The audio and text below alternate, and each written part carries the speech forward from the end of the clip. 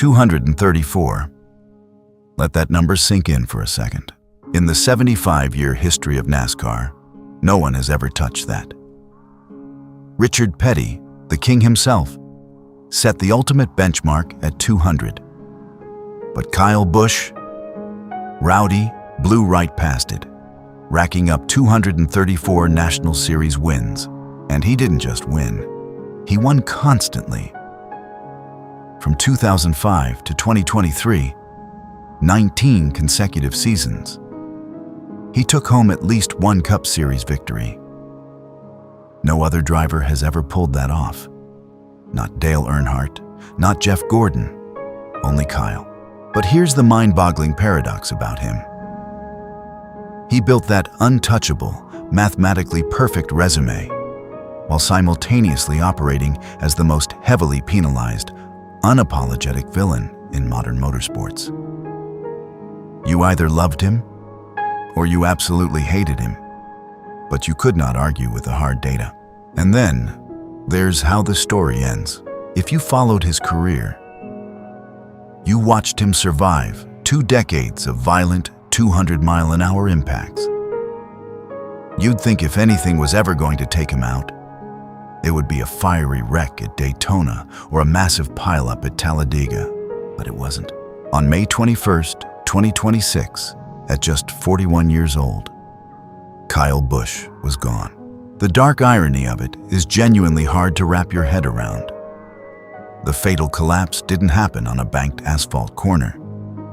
It happened inside a stationary, climate-controlled room in Charlotte, North Carolina. He had been quietly battling bacterial pneumonia for weeks.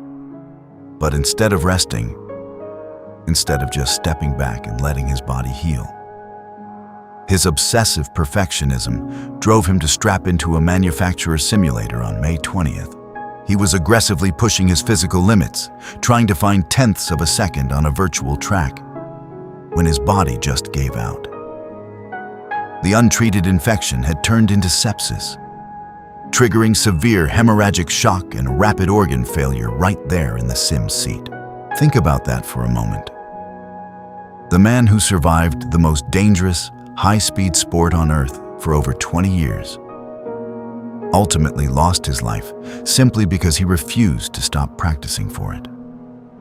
To understand how that level of obsession gets baked into a person, you have to go back to the very beginning. Las Vegas, 2001.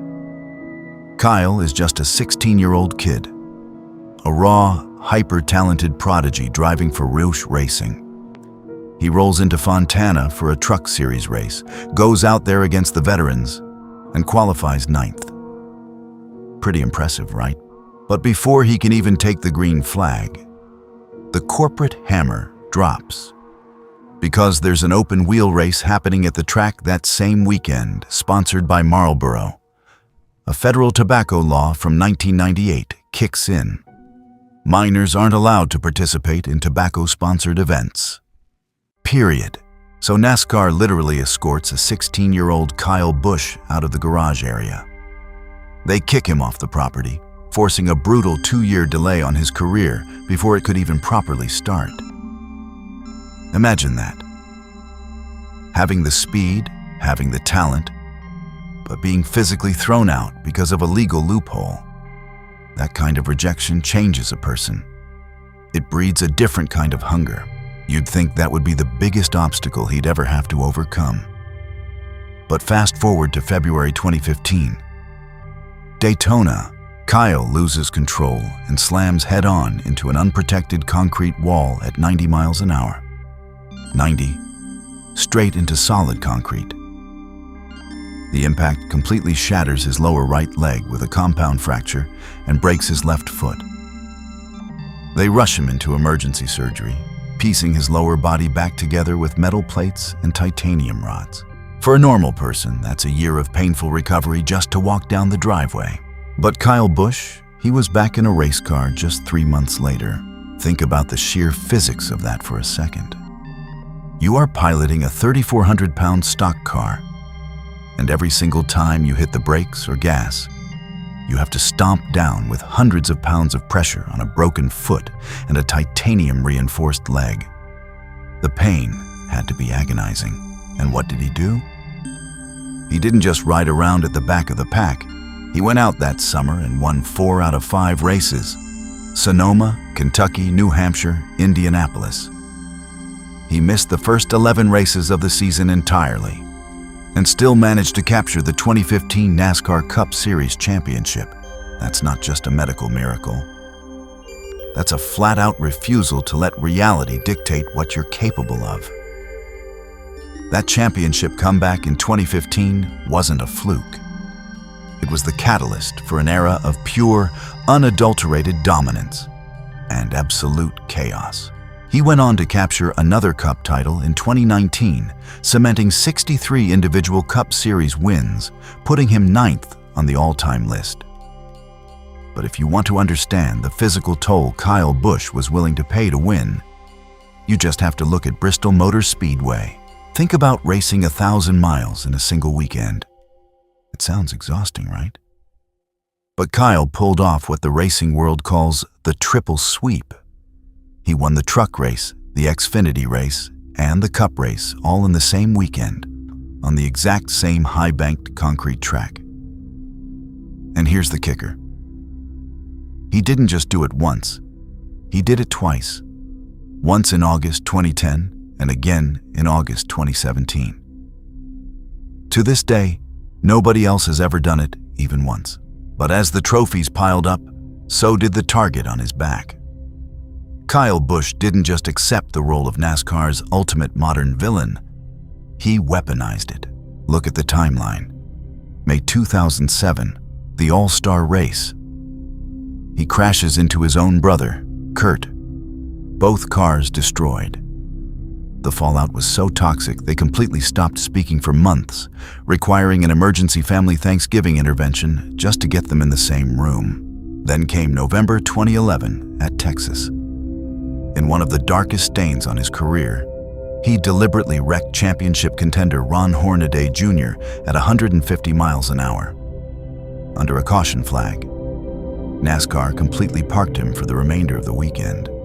His primary sponsors, M&M's and Z-Line, pulled millions in funding practically overnight, and he was slapped with a $50,000 fine.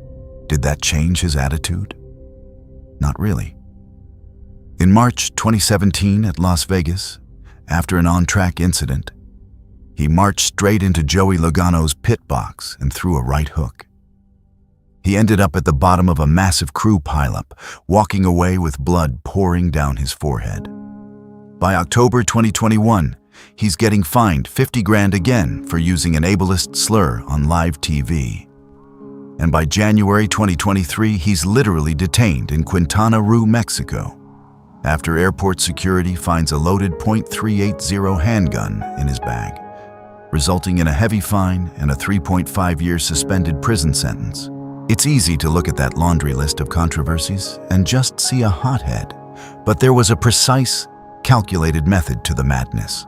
While other veteran Cup drivers spent their Fridays and Saturdays resting in their motorhomes, Kyle was out there running grueling 80 race seasons.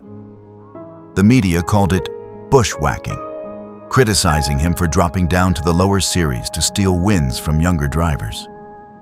But to Kyle, those lower-tier truck and Xfinity races weren't just for trophies. They were his high-speed research and development labs. He was manually collecting data. By running those extra races, he could feel exactly how the track changed, how the rubber built up, and how the tires degraded in real time. He took that empirical data and used it to perfectly calibrate his Sunday Cup car setup. And his preferred setup was terrifying. Kyle operated on what drivers call an aero-loose configuration. He mathematically set his cars up on the absolute razor's edge of oversteer, meaning the back of the car was constantly trying to swap places with the front. It allowed him to carry unmatched speed through the center of the corners, relying entirely on his instantaneous, superhuman reflexes to correct the car before it violently snapped. But that exact obsessive perfectionism, that total refusal to slow down or take a break, is ultimately what caught up to him. In May of 2026, when his body was screaming at him to stop because of severe bacterial pneumonia. His brain only knew one speed. He couldn't just sit out a manufacturer simulation session on May 20th. He had to be in the seat. He had to find that extra tenth of a second. He pushed through the fever, pushed through the pain, until the infection triggered a massive wave of sepsis and internal clotting, causing his body to completely collapse right there in the simulator. The very engine that drove him to 234 wins was the one he refused to turn off. When you step back and look at the macro level of what Kyle Busch actually left behind, it completely alters how we measure greatness in modern sports. Think about Dale Earnhardt Sr., the ultimate outlaw, the intimidator. He captured 76 Cup wins and 97 total National Series victories, and his legacy is practically sacred. Kyle Busch accumulated 234 total wins. That is more than double Earnhardt's entire multi-series footprint. But here's the real difference. Earnhardt operated in an era that celebrated raw, rough-around-the-edges grit. Kyle dominated in a highly sanitized, hyper-corporate era of NASCAR that actively penalized his unfiltered personality. He was a pure, vintage outlaw, fighting against a modern system designed to corporate train every driver. And he still won more than anyone who ever strapped into a stock car. The institutional shockwave of his passing shows you exactly how much weight his name carried. NASCAR immediately did something completely unprecedented. They officially withdrew his name from the active 2026 Cup Series standings. They completely altered the official record books just to spare his family and fans the slow, mathematical agony of watching his name drop down the points list week after week. As other cars ran the laps, he couldn't. And over at Richard Childress Racing, they took it a step further. They completely froze his signature number 8 Chevrolet for the remainder of the 2026 season, switching the team's active entry to number 33. Right now, in Welcome, North Carolina, that number 8 car is sitting silent under a tarp in the race shop, completely preserved. They are keeping it on ice until his 11-year-old son, Brexton, is old enough to climb into the cockpit and claim it. Even the rigid rules of the Hall of Fame are bending. Typically, there's a strict mandatory retirement waiting period before a driver can even be considered for the ballot. But behind closed doors, NASCAR executives are already fast-tracking the process, moving to waive the rules entirely and induct Kyle immediately in the upcoming class. You don't rewrite the scoring system, freeze legendary numbers, and break Hall of Fame protocols for just any athlete. You only do that when the giant holding up the entire sport suddenly disappears. So, when you look at it all laid out, how do you even begin to sum up a career like that? It's a legacy built on pure contradiction. 234 checkered flags, 2 Cup championships, a titanium-reinforced leg, a 3.5-year suspended international prison sentence, millions of dollars lost in fines, and a fatal collapse inside a quiet simulation room.